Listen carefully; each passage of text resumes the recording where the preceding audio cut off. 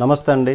మన కలియుగ దైవము శ్రీ వెంకటేశ్వర స్వామి వారి తిరుమల తిరుపతి దేవస్థానము లడ్డూకు సంబంధించినటువంటి విషయాలు చంద్రబాబు గారు చేసినటువంటి వ్యాఖ్యలు దేశవ్యాప్తంగా ప్రకంపనలు సృష్టిస్తున్నాయి. ఇప్పుడు రాష్ట్రంలోనే కాకుండా దేశవ్యాప్తంగా కూడా దీనిపైన చర్చ జరుగుతుంది, ప్రకంపనలు రేగుతున్నాయి.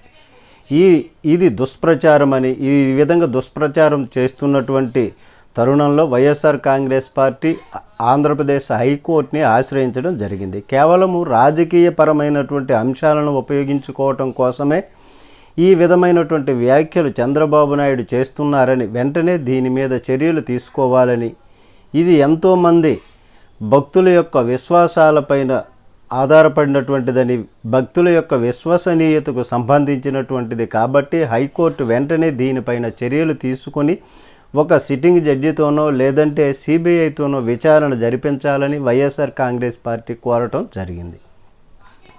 అయితే వాదనలు విన్న న్యాయస్థానం ఈ కేసును బుధవారానికి వాయిదా వేసింది.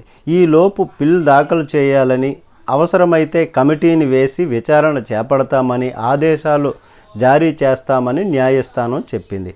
మరి వైఎస్ఆర్ కాంగ్రెస్ పార్టీ పిల్ దాఖలు చేస్తుందా లేదా, ఒకవేళ పిల్ వేస్తే హైకోర్టు ఎలాంటి నిర్ణయం తీసుకోబోతుంది, సిట్టింగ్ జడ్జితో విచారణ చేయిస్తుందా, సింగిల్ జడ్జితో విచారణ చేయిస్తుందా, కమిటీలో ఎంతమంది సభ్యులు ఉంటారు, వీరు ఏం తేల్చబోతున్నారు, లేదా ఇదంతా కాకుండా సిబిఐకి అప్పజెప్పబోతుందా అన్నటువంటిది తేలాల్సి ఉంది.